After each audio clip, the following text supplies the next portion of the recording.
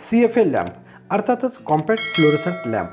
बघता बघता आज मार्केटमधून अशा प्रकारचे जे लॅम्प आहेत हे लॅम्प कालबाह्य होताना दिसत आहेत. कारण आता जे मार्केटमध्ये नवीन प्रकारचे जे लॅम्प आलेले आहेत ते म्हणजे LED लाईट इमिटिंग डायोडपासून बनवलेले हे LED लो पॉवर कन्झम्पशन असा ह्या LEDचं नाव झालेलं आहे. कारण ह्या प्रकारचे जे LED लॅम्प्स आज मार्केटमध्ये सगळीकडे वापर करतात ह्याचं मुख्य कारण म्हणजेच ह्याला लागणारा जो पॉवर कन्झम्पशन आहे तो पॉवर कन्झम्पशन खूप कमी प्रमाणामध्ये पॉवर हा कंझ्युम करतो आणि जी काही इंटेन्सिटी आहे ती इंटेन्सिटी हायर प्रमाणात देत असतो. म्हणूनच आता सध्या मार्केटमध्ये सगळ्यात जास्त ज्या लॅम्पचा बूम झालेला आहे तो म्हणजे हा LED. ह्या प्रकारच्या LEDचा जसाही खप मार्केटमध्ये वाढला आणि प्रत्येकाच्या घरामध्ये आज ह्याच प्रकारच्या LEDचा वापर जास्तीत जास्त होऊ लागला आणि जसाही जास्तीत जास्त वापर ह्या प्रकारच्या LEDचा होत गेला त्याप्रमाणेच एका वर्षाच्या आत ह्या प्रकारच्या LEDमध्ये फॉल्ट येऊ लागले. तर फॉल्ट आता आपण कुठल्या प्रकारचे फॉल्ट ह्या प्रकारच्या LEDमध्ये येऊ शकतात आपण पाहणार आहोत आजच्या ह्या व्हिडिओमध्ये. नमस्कार, मी संतोष. आपण पाहतात कापावर इलेक्ट्रॉनिक्स लॅब. तर मित्रांनो, ह्या प्रकारच्या LEDमध्ये आपण दोन प्रकारे रिपेअरिंग पार्ट आपण सेग्रिगेट करू शकतो. पहिला पार्ट जो आहे तो म्हणजे ह्यामध्ये असणारा हा प्लेट, ह्या LEDमध्ये असणारा प्लेट हे अशा प्रकारची प्लेट ह्या ठिकाणी अटॅच असते. आणि दुसरा जो आहे तो म्हणजे ह्या LED लॅम्पमध्ये असणारे ड्रायव्हर्स. मग अशा दोन प्रकारचे फॉल्ट आपल्याला मुख्यतः आढळून येतात. मग आता ह्या ड्रायव्हर ICमध्ये किंवा ड्रायव्हर सर्किटमध्ये येणारे जे फॉल्ट आहेत ते आपण नेक्स्ट व्हिडिओमध्ये डिटेलमध्ये पाहणार आहोत. पण आजच्या ह्या व्हिडिओमध्ये फक्त आपण हा जो LED टेस्ट कसा करायचा आय लिंक मी वर दिलेली आहे, त्या आय लिंकला क्लिक करून आपण ह्या प्रकारचा LED टेस्टरचा जो काही व्हिडिओ आहे आपण तो पाहू शकता. आणि हा LED सर्किट कसा तयार करायचा त्याचा हा डिटेल त्या व्हिडिओमध्ये मी ऑलरेडी दिलेला आहे. तर आजच्या व्हिडिओमध्ये आपण पाहूयात LEDची जी टेस्टिंग आहे, LEDची टेस्टिंग कशी करायची आणि प्रत्येक LEDमध्ये जे काही अरेंजमेंट असते, अरेंजमेंट म्हणजेच कोणती, सिरीजमध्ये काही LED लावलेले असतात आणि पॅरललमध्ये काही LED लावलेले असतात.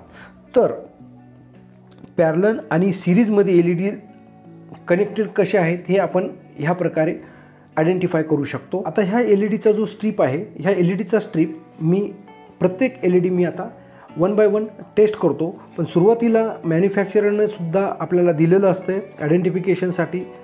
समजा आता ह्या ठिकाणी L1 आहे, L1, L2, L3, L4, L5, L6 हे अशा पद्धतीने जी काही ह्या PCBवरती जे LED माउंट केलेले असतात ह्या ठिकाणी सुद्धा आपण सिरीज आहे का पॅरलल आहे आपण एक पाहू शकतो. आणि दुसरी गोष्ट म्हणजे आपण ह्या LEDचा जो टेस्टर आहे या टेस्टरच्या माध्यमातून आता मी प्रत्येक LED टेस्ट करतो. आणि त्याच्या अक्रॉसमध्ये हा जो LED आहे हा LED किती व्होल्टेज ड्रॉप करतो आपल्याला ह्या मल्टीमीटरमध्ये आपल्याला शो होईल. आता असा प्रोब लावल्यानंतर हा जर ओके दाखवत नसेल तर फक्त हा प्रोब चेंज करून घेऊन आपण हा LED टेस्ट करू शकतो. आता आपण पाहू शकता मल्टीमीटरमध्ये ही LED 7.5 व्होल्टेज ड्रॉप करतोय. मग हा 7.5 व्होल्टेज हा एका LEDसाठी लागणारा हा व्होल्टेज आहे. आता दुसरा LED मी ह्या ठिकाणी टेस्ट करतोय.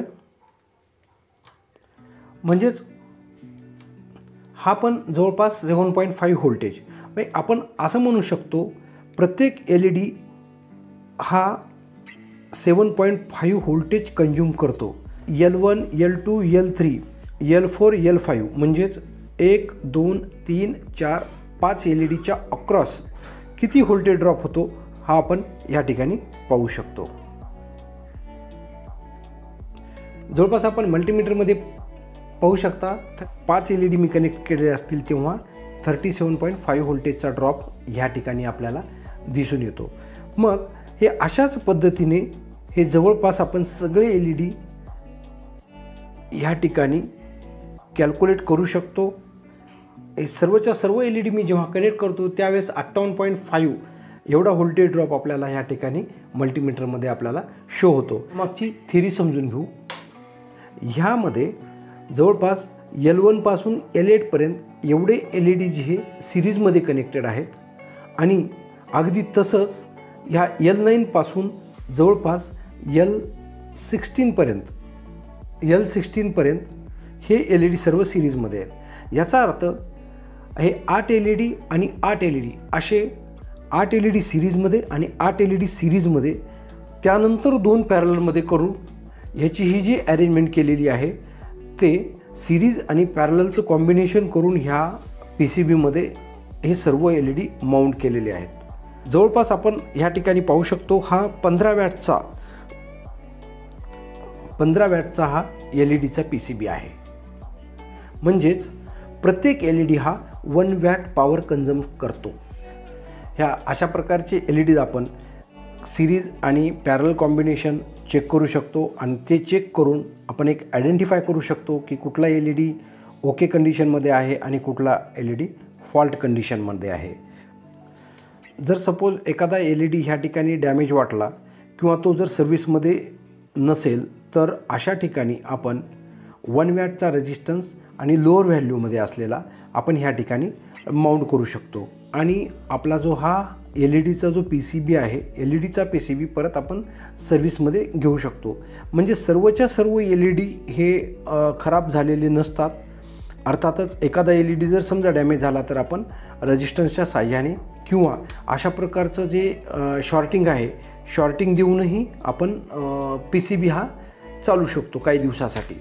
अशा प्रकारचा हा टेस्टर मात्र आपल्याकडं असणं गरजेचं आहे. त्यामुळं काय होतं की प्रत्येक LEDचा जो काही ड्रॉपिंग व्होल्टेज आहे तो व्होल्टेज आपल्याला अशा टेस्टरच्याद्वारे आपल्याला पकडता येतो आणि मग आपण कॅल्क्युलेशननुसार आपण समजा आपल्याकडं अशाच प्रकारचा जर PCB असेल आणि ह्यापासून जो येणारा आउटपुट जर ह्या ड्रायव्हरपासून जो येणारा आउटपुट जर आपल्याला मॅच होत असेल तर तो PCB आपण त्या ठिकाणी रिप्लेसमेंट म्हणून आपण लावू शकतो. पण प्रायमरी बेसिसवर आपण अशा प्रकारची एक शॉर्टिंग किंवा मग रेजिस्टन्स लावूनही हे PCB आपण काही दिवसासाठी वापरू शकतो. कारण बऱ्याच अंशी काय होतं की एखादा जरी फॉल्ट निघाला अशा प्रकारच्या LED लॅम्पमध्ये तर अख्खा LED लॅम्पच फेकून दिला जातो. तर फेकून न देता आपण त्याचा वापर अशा प्रकारे करू शकतो. तर मित्रांनो, नक्कीच आपल्याला माझा हा व्हिडिओ आवडला असल्यास आपल्या मित्रांमध्ये शेअर करा, लाईक्स करा आणि सबस्क्राईब करायला विसरू नका. आणि जर समजा काही कॉमेंट करायचे असेल तर कॉमेंट्स बॉक्समधून नक्कीच मला कॉमेंट तुम्ही करू शकता. धन्यवाद.